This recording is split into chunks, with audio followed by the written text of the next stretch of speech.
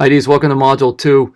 This is going to be a special one, obviously, because it's the adult learner, and we're going to be talking about how the adult learner thinks and what our audience is in terms of designing for our courses and things like that. And then there's actually going to be a bit on prior knowledge, which is a really important area too. And actually, I've done some work with that research-wise and presented on prior knowledge. It's very, very important, and I think it's a very important thing to bring out whenever possible in terms of good practice. But that's not really what I want to talk about. I really want to get into just doing some clarifying on what the expectations are when we're interacting on the discussion board. And sometimes I have to do this every semester, pretty much, after the first week, just to make sure that we're all clear on what's expected and how we do things and the best practices that we want to incorporate with the discussion board. The first thing is the schedule. What we do is the initial post that you write is due on Wednesday and by 11:59. All right, so at the end of the day on Wednesday, the initial post is due, and what we want to do is we want to respond to each thread that's there. All right, so last week in Module 1 we had 2 threads. This week we also have 2 threads, so you're going to be responsible for responding with an initial post by Wednesday to each of those threads. Okay, and that's not always going to be the case in terms of two threads. But the first couple of weeks we will be doing that, and then there'll be an occasional one where we'll have 2. But that's where we are right now. So that's the schedule for that. Now, what we should also do, incidentally, is the format of how we respond to the thread, my initial thread, is to simply click on the thread when you open it. So you open the discussion forum, you click on Module 2 discussion, and you'll see the thread there. How you respond, click the link, and then hit reply to mine. Okay.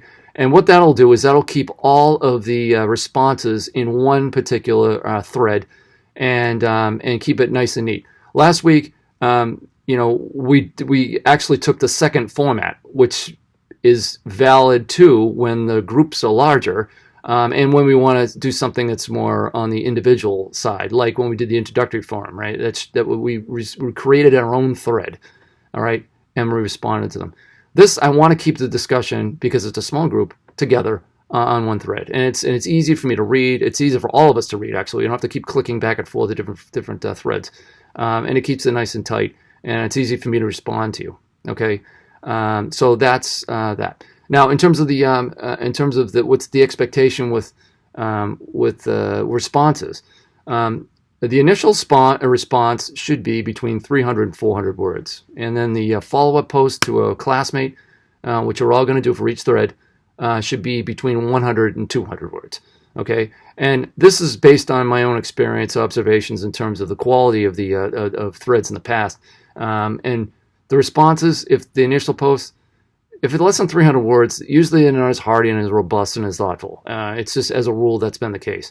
Now, if it's more than 400, it really kind of gets on to the verbose side. It kind of tips the scales in that direction. So between 300 and 400 seems to work. Same thing with the follow-up post being between 100 and 200. It's short.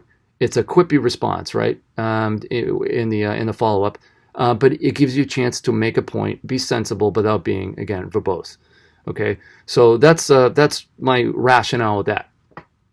Last thing is the citations. Citations are important, and I'm seeing more of a growing sense of why they're important, because I've been practicing it quite a bit, and because I've been doing it quite a bit, when I'm observing, when I see citations there, it looks professional, it looks scholarly. And I think as graduate students, it's important to get into a sense of behaving in a scholarly way, and researching, studying, etc. in a scholarly way. And this is one way to do it. It's to kind of follow and be a part of the practice of participating in research and things like that. So what I would expect is we're going to have an article too that's going to be read when we do this, right?